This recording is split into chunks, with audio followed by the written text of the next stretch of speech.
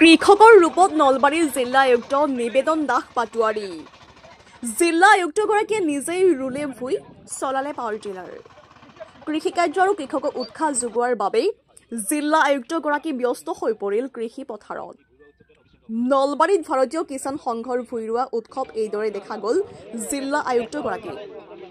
কিষাণ সংঘৰ নলবাৰী জিলাৰ মধুপুৰ খণ্ডৰ উদ্যোগত বানেকুচুত ভুই ৰোৱা উৎসৱৰ আয়োজন।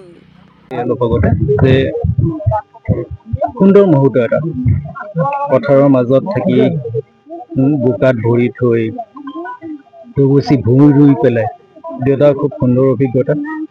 আৰু মই ভাবোঁ যে এই ধৰণৰ যিটো হেৰাই যোৱা অসমীয়া পৰম্পৰা যে ভুই ৰোৱা উৎসৱ, ধান দোৱা মানে দাই যেতিয়া সেইটো এটা উৎসৱ, এইবিলাক আকৌ পুনৰ ঘূৰি আহিব হৈ গ'ল অসমত।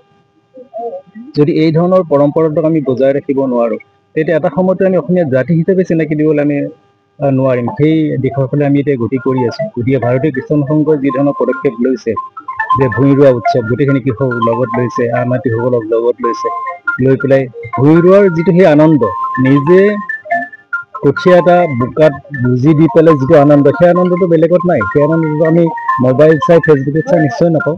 গতিকে তেওঁলোক ধন্যবাদৰ পাত্ৰ, শলাগৰ পাত্ৰ, আৰু বানেকুচি ৰাইজক মই ধন্যবাদ জনাইছোঁ। জিলাৰ আগ্ৰহত আৰু মধুপুৰ খণ্ডৰ উদ্যোগত আমি আজি ভুই ৰোৱা এটা উৎসৱ আয়োজন কৰিছোঁ। আৰু আপোনালোকে প্ৰত্যেকে জানে এই যিটো ভুই ৰোৱা উৎসৱ, এই ভুই ৰোৱা উৎসৱটো আমাৰ পৰম্পৰাগতভাৱে চলি আহিছে। কিন্তু আধুনিকতাৰ প্ৰয়োগত ক'ৰবাত নহয় ক'ৰবাত আমি এই ভুই ৰোৱা উৎসৱটো আমি হেৰাই পেলাইছোঁ।